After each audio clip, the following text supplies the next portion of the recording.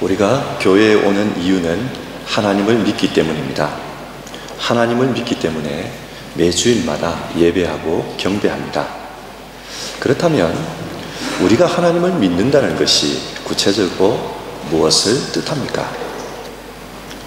우선은 하나님이 어떤 분이신지를 알아가는 것입니다.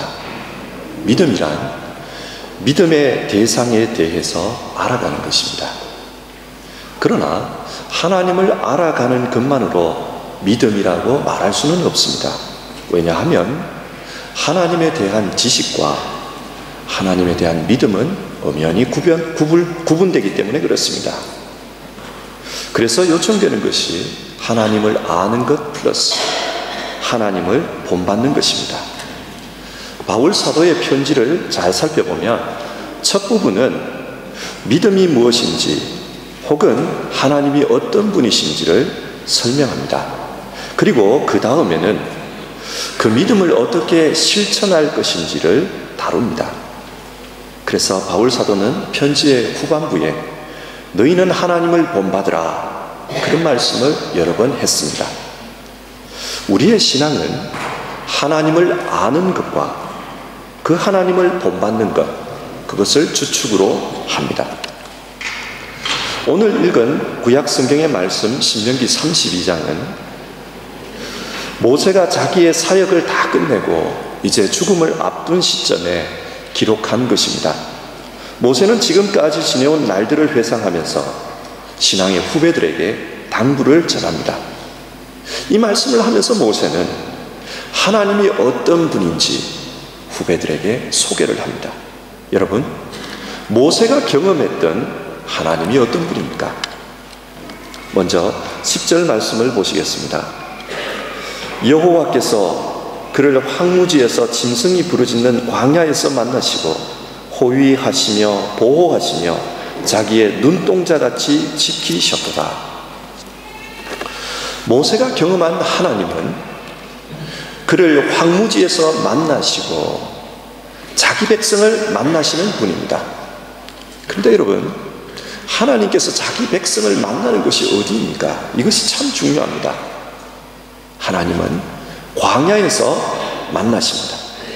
광야는 메마른 땅입니다. 사람이 살기에 부적합한 땅입니다.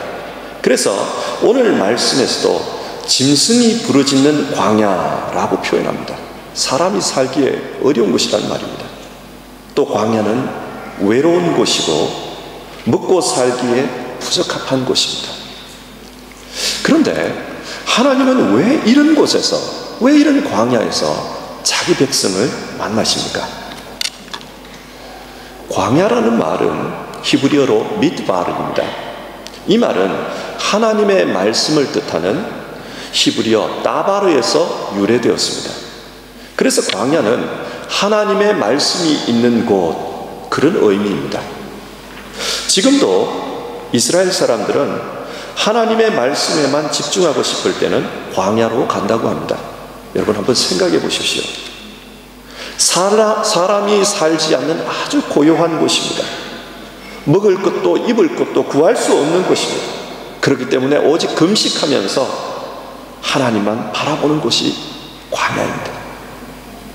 그래서 예수님도 때로는 광야로 가셔서 하나님에게만 집중하셨습니다. 이곳에서 하나님의 음성, 하나님의 말씀에 집중합니다. 광야는 하나님의 말씀을 잘 들을 수 있는 곳입니다. 하나님께서 자기 백성을 광야에서 만나신 이유는 그 말씀을 듣고 가르치기 위해서입니다. 우리 성경 10절 본문에 보면 보호하시며라는 단어가 있습니다. 이 동사를 히브리어로 보면 빈이라는 단어인데 이 단어의 뜻은 깨닫게 하다, 가르치다, 그런 뜻입니다. 그러니까 하나님은 자기 백성을 깨닫게 하고 가르치기 위해서 광야로 나가게 하신 것입니다. 우리는 우리의 삶을 통해 광야가 멀리 있지 않다는 것을 잘 압니다. 처음에 유학생으로 베를린에 왔을 때 어떤 선배 목사님이 여기가 바로 광야다, 그런 말씀을 하셨습니다. 처음에는 그 말이 이상하게 들렸습니다. 실감이 나지 않았습니다. 그러나 시간이 지나면 지날수록 그 말이 맞다 싶은 생각이 듭니다. 이민 생활에는 때로는 물로서 해결할 수 없는 그런 인생의 목마름이 있습니다. 그리고 때론 아무리 두꺼운 옷을 입어도 해결되지 않는 마음으로부터 일어나는 추위와 외로움이 있습니다. 때로는 우울증이 다가옵니다. 때로는 대인기피증도 생겨납니다. 때로는 우리 마음속에서 주체할 수 없는 분노가 일어날 때도 있고 타국 생활의 서글픔이 우리를 짓누를 때가 있습니다.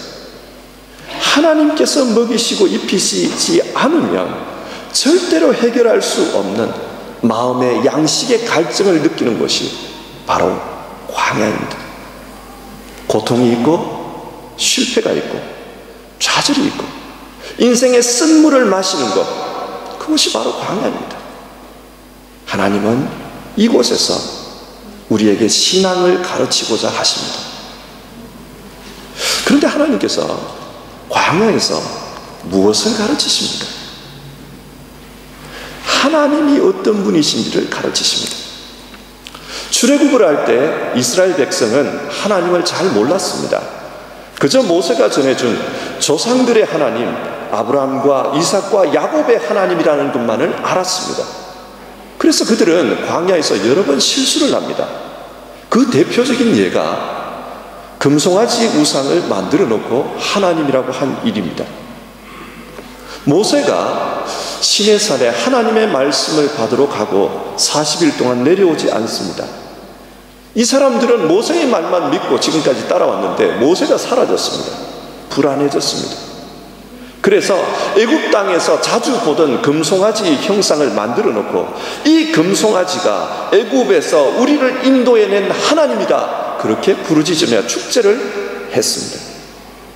이 사건을 통해 우리가 알 수 있는 것은 지금까지 이스라엘은 자신들을 출애굽시킨 하나님이 어떤 분인지, 광야에서 구원해 가시는 하나님이 어떤 분인지 구체적으로 알지 못했다는 사실입니다.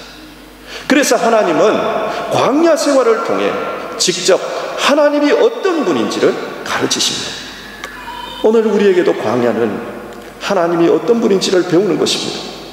어떤 분은 모태신앙으로 태어났지만 하나님에 대한 경험이 없는 분이 있을 줄 압니다. 하나님에 대해서 많은 것을 들었지만 실제로 체험해 본 적이 없는 그런 분들도 있을 것입니다. 또 어떤 분들은 하나님이 계시다라는 사실은 내가 믿겠는데, 그러나 그분이 구체적으로 어떤 분인지, 어떤 성품의 소유자인지 나는 그것을 알지 못하겠다, 그렇게 생각하는 분도 이 가운데는 있을 줄 압니다. 우리는 광야에서 하나님이 어떤 분인지를 배우게 됩니다.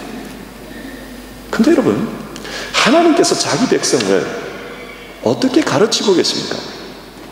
오늘 성경은 이렇게 말합니다. 자기의 눈동자같이 지키시며, 하나님은 자기의 눈동자같이 지키시면서 자기 백성을 가르치십니다. 사람에게 눈은 참으로 중요합니다. 눈이 중요하다는 것은 인체 해부 구조를 통해서도 알 수 있습니다.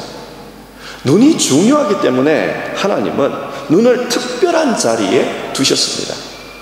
웬만한 충격으로는 부서지지 않는 두개골 속에 움푹한 동굴을 만들어서 그 안에다가 눈을 보관하셨습니다.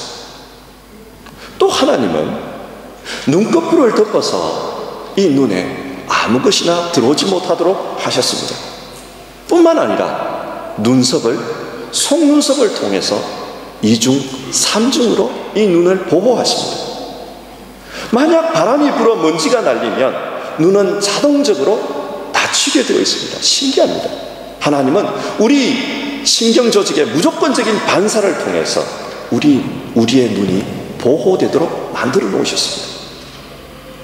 그럼에도 불구하고 혹시 눈에 이물질이 들어가면 눈은 눈물을 통해 스스로를 소독합니다. 뿐만 아니라 이 소독한 물이 바깥으로 빠져나가도록 코라는 하수도와 연결시켜 놓았습니다. 그래서 오염물질이 계속 눈에 머물도록 하지 않습니다. 자기의 눈동자같이 지키시며, 하나님은 보호를 통해서 우리에게 자기가 어떤 분인지를 가르치십니다. 눈동자같이 보호하시면서 우리에게 가르치십니다. 행여 가르치다가 잘못되지 않도록 정밀하게 세심하게 보호하십니다. 혹시 그래도 인생에 문제가 생길 수가 있습니다. 하나님은 그것을 소독해내십니다. 눈물처럼 소독해내십니다. 광야 생활을 경험하면서 모세는 이것을 배웠습니다. 하나님께서 어떻게 가르치신다라는 것을 모세는 확실하게 배웠습니다. 그래서 하나님의 가르치시는 모습을 보면서 자기의 눈동자같이 지키셨도다. 광야 생활을 그렇게 고백합니다. 그리고 또 성경은 하나님이 어떤 분이라고 말씀하십니까? 자기 백성을 훈련하시는 분이십니다. 11절 말씀을 한번 보십시오. 이 말씀에 따르면 하나님은 독수리처럼 우리를 훈련시키는 분이십니다. 이 부분을 좀 더 구체적으로 살펴보면요, 독수리가 자기의 보금자리를 어지럽게 하며, 일반적으로 독수리는 낭떠러지나 절벽의 바위 틈에 둥지를 만듭니다. 그래서 이곳은 안전합니다. 아무도 접근할 수 없기 때문에 안전한 곳입니다. 그리고 자기 털이나 아주 부드러운 물질을 물고 와서 푹신한 둥지를 만듭니다. 참으로 안락한 곳입니다. 독수리 새끼들은 안전한 곳에서 어미가 가져다주는 먹이를 먹으면서 자랍니다. 그런데 어느 날 갑자기 어미 독수리가 날개를 펄럭이며 둥지를 어지럽게 만들어버립니다. 둥지를 부숴버립니다. 어미가 왜 이렇게 할까요? 이 구절을 한번 상상해 보십시오. 독수리가 자기의 보금자리를 어지럽게 하며 자기의 새끼 위에 너풀거리며, 어미가 새끼를 둥지에서 내밉니다. 심지어는 둥지를 부숴버립니다. 그리고 그 새끼 위에서 날개를 퍼득거립니다. 무엇을 하고자 하는 것입니까? 나는 연습을 시키고자 하는 것입니다. 어미는 새끼가 어느 정도 자랐다 싶으면 안전하고 따뜻한 둥지에서 떠나라고 하십니다. 왜냐하면 독수리는 둥지에서 사는 새가 아니라 평생 하늘을 날며 하늘을 지배하며 살아야 되는 새이기 때문에 그렇습니다. 사람들은 본능적으로 변화를 두려워합니다.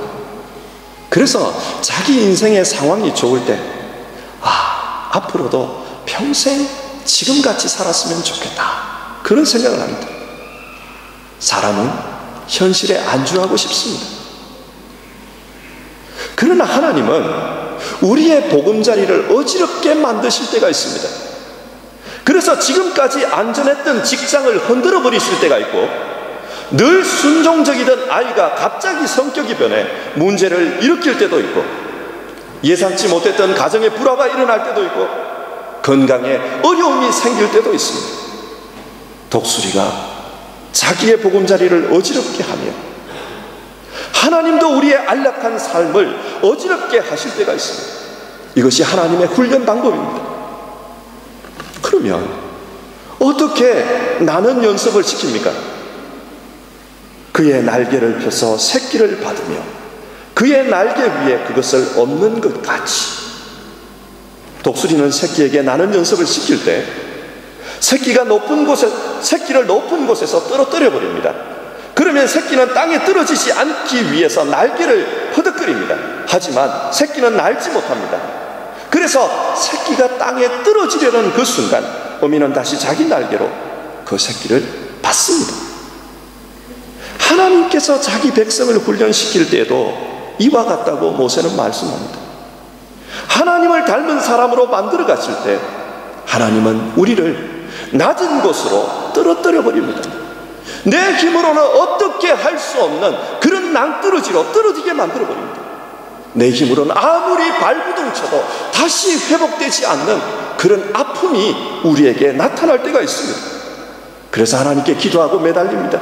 살려달라고 부르짖습니다. 그러나 아무리 기도하고 아무리 노력해도 응답은 없고 계속해서 떨어질 때가 있습니다. 상황이 계속 나빠집니다. 그러나 이때 우리가 기억해야 할 것은 이것이 하나님의 훈련이라는 사실입니다. 떨어뜨립니다. 그러나 하나님의 훈련은 떨어져 죽으라고 시키는 훈련이 아닙니다. 훈련의 목적은 죽이는 데 있지 않습니다. 하나님은 우리의 믿음이 날 수 있도록 하는데 목적이 있습니다. 그래서 훈련하십니다. 그렇기 때문에 우리는 떨어지는 그 순간에도, 내 몸이 박살나버릴 것 같은 그런 순간에도 하나의 확신을 가져야 합니다.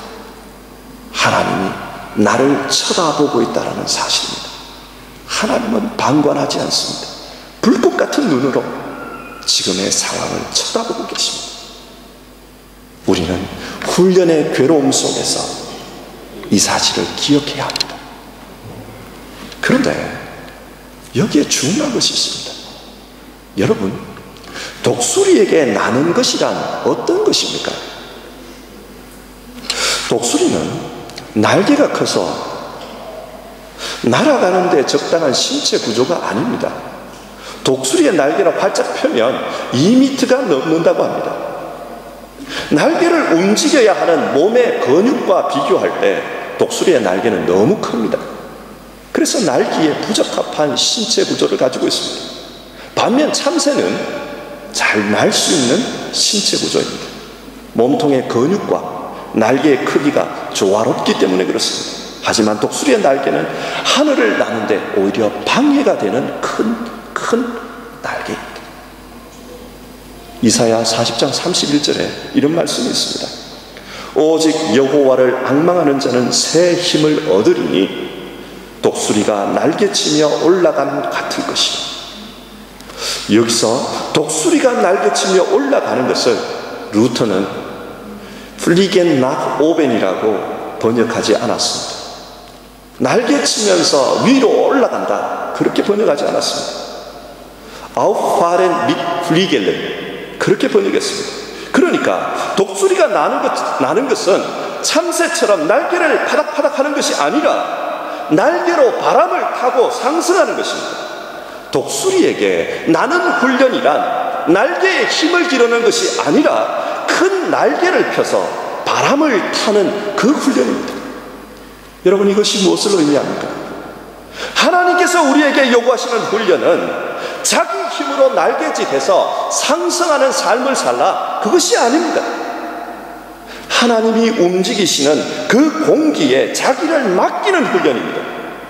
하나님의 움직임에 순응하라는 것입니다. 이것이 믿음입니다. 하나님의 훈련은 이 믿음을 훈련하는 것입니다. 사람마다 자기 계획, 자기 생각이 있습니다. 그래서 그 계획을 향해 참새처럼 날개짓을 하며 날아가려고 합니다.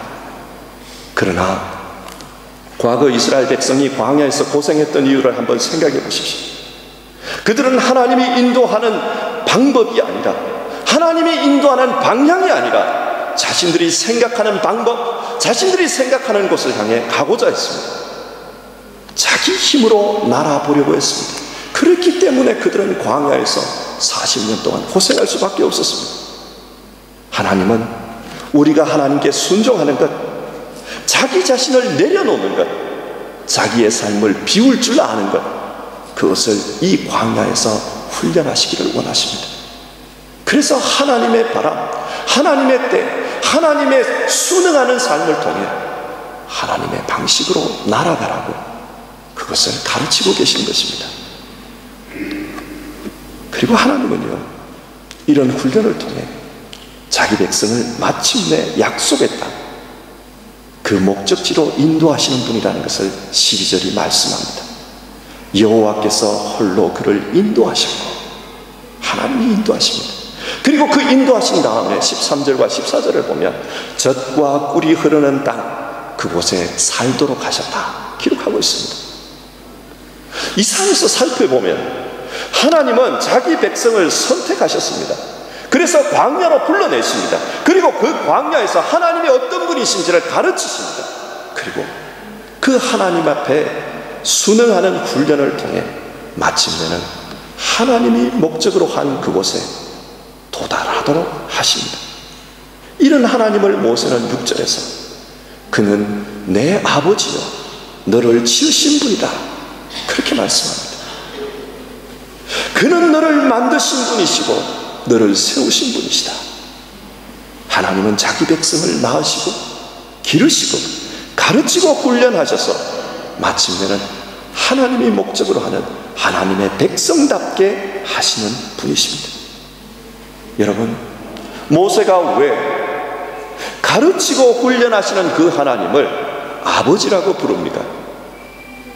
부모의 역할은 자식을 낳을 뿐만 아니라 그 자식을 바른 사람으로 키우는 양육자이기 때문에 그렇습니다. 부모는 양육자입니다. 칼빈은 교회를 신자들의 어머니라고 불렀습니다. 그렇다면 교회는 어떤 일을 해야 합니까? 바울 사도는 자신의 사역을 골로새서 1장 28절과 29절에서 다음과 같이 정리합니다. 세번역 성경을 한번 읽어보겠습니다. 우리는 모든 사람을 그리스도 안에서 온전한 사람으로 세우기 위하여 모든 사람에게 권하며 지혜를 다하여 그 모든 사람을 가르칩니다. 이 일을 위하여 나도 내 속에서 능력으로 작용하는 그분의 활력을 따라 수고하며 애쓰고 있습니다. 그가 하는 일은 하나님의 말씀을 가르치는 일입니다. 그 일을 통해 목적으로 하는 것은 모든 사람을 그리스도 안에서 온전하게 세우는 것입니다. 이것을 위해 바울 자신은 수고하고 있다고 말씀합니다. 모든 사람을 온전하게 세우는 것, 그 일을 위해 수고하고 있습니다. 여러분, 하나님의 사람을 온전하게 세우는 것, 이것은 앞에서 살펴본 것처럼 하나님이 하시는 일 아니었습니까? 자기 눈동자같이 보호하시면서 가르치십니다. 독수리같이 훈련시키십니다. 그래서 한 사람을 온전하게 세우십니다. 하나님이 하시는 일입니다. 바울은 지금 하나님이 하신 그 일의 종이 되어 수고하고 있노라 그렇게 말씀합니다. 그렇다면 오늘 교회 역시 하나님의 사람을 가르치고 훈련하여 하나님이 원하시는 그런 사람을 기르는 일에 종으로서 여기에 있는 것입니다. 설교를 마무리하겠습니다. 오늘은 베를린 소망교회가 창립 20주년이 되는 날입니다. 지난 시간 동안 하나님은 우리 교회를 통해 많은 은혜를 주셨고 또 많은 일들을 하셨습니다. 그 일들을 위해 여러분들을 부르시고 사용하시고 수고하게 하셨습니다. 그래서 오늘은 하나님께 감사하는 날이고 지난 시간 동안 수고하신 분들을 격려하는 날입니다. 하지만 동시에 우리가 생각해야 할 것은 지나간 과거도 지나간 역사도 중요하지만 앞으로 우리는 무엇을 해야 하나, 그것을 다시 한번 돌아봐야 합니다. 정답은 하나님의 사람, 믿음의 사람을 기르는 일입니다. 저는 2주 전에 교회란 무엇인가 그런 설교를 하면서 교회는 하나님을 믿는 사람들의 모임이라고 말씀드렸습니다. 즉 교회는 사람입니다. 교회가 사람이기 때문에 교회가 해야 되는 일 역시 사람을 키우는 일입니다. 예수 그리스도를 닮은 예수님의 제자를 키우는 일, 그 일이 교회가 하는 일입니다. 그렇다면 여러분, 어떻게 하면 예수님의 제자로 사람을 키울 수 있겠습니까? 한 사람이 성숙한 성도가 되어져 가는 그 과정, 그 프로세스를 한번 생각해 보십시오. 예수를 믿지 않는 사람이 교회로 왔을 때 제일 먼저 하는 일은 예배입니다. 예배를 통해 하나님을 믿는 사람이 됩니다. 그리고 예배의 삶을 사는 사람은 이제 더 나아가 예수님이 어떤 분인지, 하나님이 어떤 분인지, 성령님이 어떤 분인지 구체적으로 배워야 합니다. 그리고 그 예수님을 닮은 사람이 되어가는 훈련을 해야 합니다. 이것이 교육입니다. 교육이 이루어진 후에는 자기가 아는 것을 실천하는 것이 중요합니다. 많은 현대인들이 알고는 있지만 손발을 움직이지 않습니다. 아는 것을 실천하는 것, 그것이 선교입니다. 알기만 하고 행함이 없다면 그 믿음은 바른 믿음이 아닙니다. 그래서 교회는 아는 것을 실천하는 선교를 해야 합니다. 한 사람을 기르는 일은 예배와 교육 그리고 선교를 통해 이루어집니다.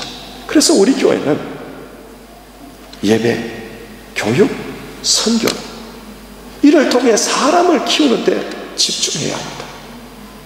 성도 여러분, 앞으로 5년간 우리가 할 일은, 집중하고자 하는 일은 예배, 교육, 선교입니다.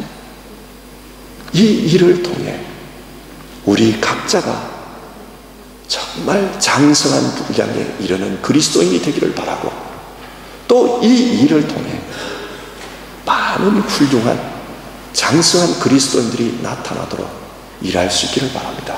이것이 하나님이 하시는 일입니다. 기도하겠습니다. 하나님, 지난 20년 동안 베를린 소망교회를 세워주시고 이 교회를 통해 가르치고 훈련하여 주신 은혜에 감사를 드립니다. 처음에는 적은 수의 사람이 모였지만 이젠 이민교회로는 많은 수가 모입니다. 지난 20년 동안 큰 은혜를 베풀어 주신 하나님께 감사를 드립니다. 그러나 하나님, 사람이 많이 모이는 것, 이것을 기뻐할 것이 아니라 예배와 교육과 선교를 통해 하나님이 하시는 일, 하나님이 기뻐하시는 그런 사람을 길러내게 하여 주시옵소서. 이 일을 통해 하나님의 기쁨에 참여하는 그런 교회가 되기를 원합니다. 하나님이 하신 일에 더 열심을 낼 수 있도록 주여 도우소서. 그래서 우리 교회를 통해 하나님이 꼭 필요로 하는 사람, 하나님의 역사에 동참하는 사람이 계속해서 앞으로도 나타나기를 기대합니다. 주님, 우리 교회 위에 함께 하시고 우리 성도님들을 복되게 하시옵소서. 예수님 이름으로 기도드립니다. 아멘.